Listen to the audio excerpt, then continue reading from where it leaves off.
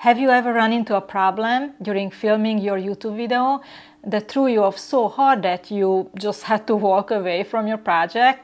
Yeah, me too. If you have ADHD, it's even harder for you because your window to create is very narrow. So every little issue, every frustration or distraction can set you off and break your focus flow.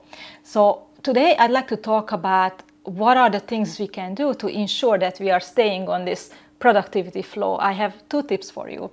So I'm on a journey to create 80 videos in 6 months, and I'm gonna be sharing the good and the bad and the ugly with you. Hopefully there are some lessons that you can learn from. I think it's gonna be helpful for you, especially if you are a multi-passionate creator and or have ADHD.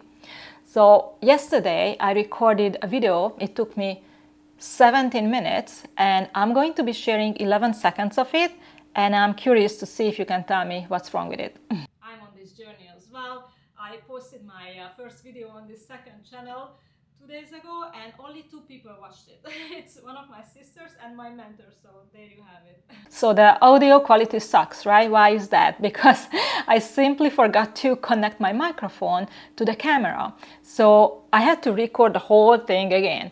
And it's not the first time it happened. Actually, in the past, I had an issue with not charging the microphone. So I was recording a whole video without microphone properly working, and then other times I didn't check the frame of my shoot, so a top of my head was missing, and another time I forgot to turn on my second light source, so the video quality, the visuals were something to be desired, right? So there are all these issues, and I realized that I don't want to waste any more time on fixing all these mistakes. It's time to take control. Our time is precious. So what are the things we can do to reduce the possibilities of all these hiccups? So I'm a project manager in my other life of YouTube. So I figured that I could introduce a risk mitigation tool to this whole process, which is going to reduce the impact of all these inevitable hiccups along the way, right? So I realized that I needed a checklist. So I created one, and you can have it too. There's a link in the description to this checklist that I created, and you can download it and customize it to your own needs. And if you grab it, you are also going to get access to my newsletter. But I want to share with you what are on my checklist, and hopefully they can help you as well.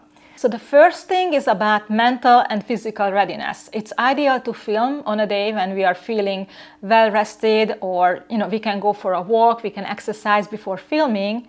And also, it sounds silly, but the question to ask is like, did I drink enough throughout the day? Did I eat enough? Because for me, at least, if I film, it's gonna take me a couple of hours because I film a video and then after that I edit right away. So I don't want to be distracted by hunger. I want to stay in that productivity flow the whole time. And then also your, how do you show up to your video? Like fix your makeup and hair and, figure out what you're gonna wear.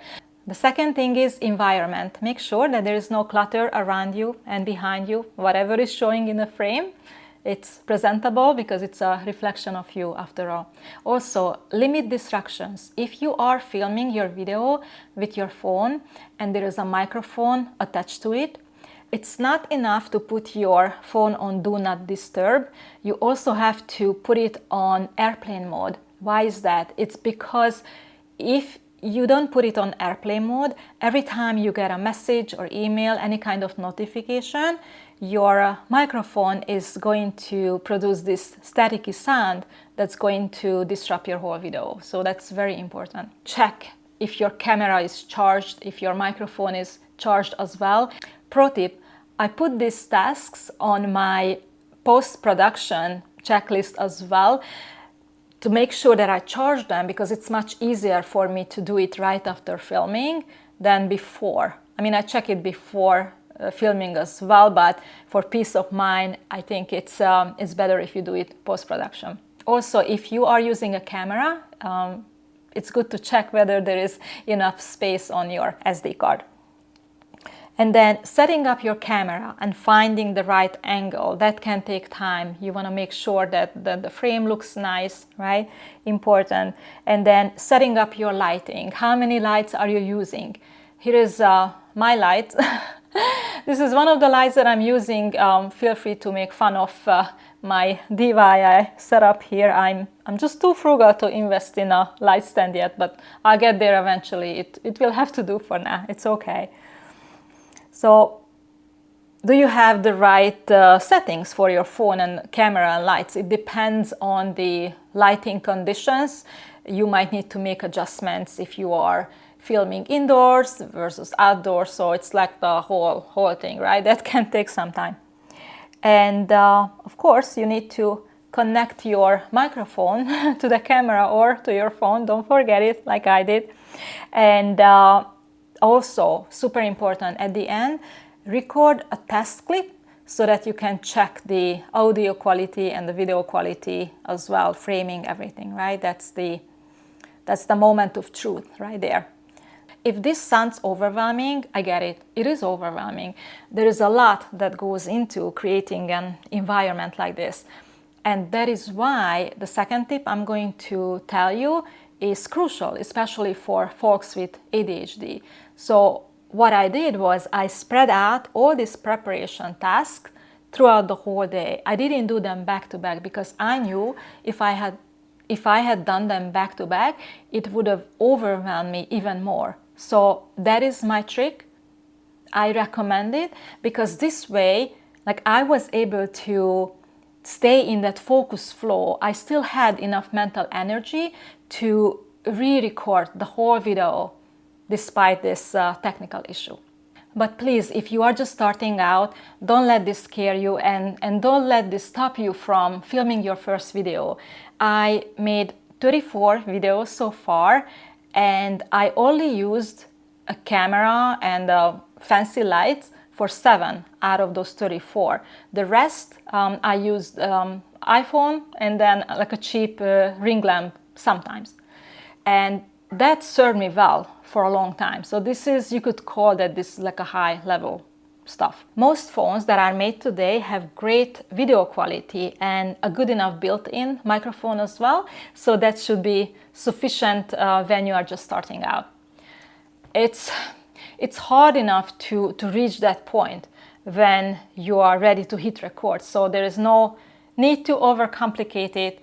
I'll say one thing though. If you reach the point when you want to upgrade, invest in a microphone. You don't need a fancy one. Just get like a $20 clip-on microphone. That should do the trick. Audio quality matters more than video quality. People tend to forgive you if your video quality is subpar, but if your audio is not on point, then they're gonna get distracted and leave fast. So that would be my advice for you. But if you feel that a checklist would be helpful, you can create your own, of course, or get mine from the description. I'm planning to print out mine and laminate it and use a washable marker to check off the tasks, because I think that I need to have an actual copy in front of me. I clearly cannot rely on a mental checklist anymore. It's just too risky. 3 videos done, 77 to go. I'll see you in the next one. And if you'd like to know why I chose 6 months as a time frame for my journey, watch this video next.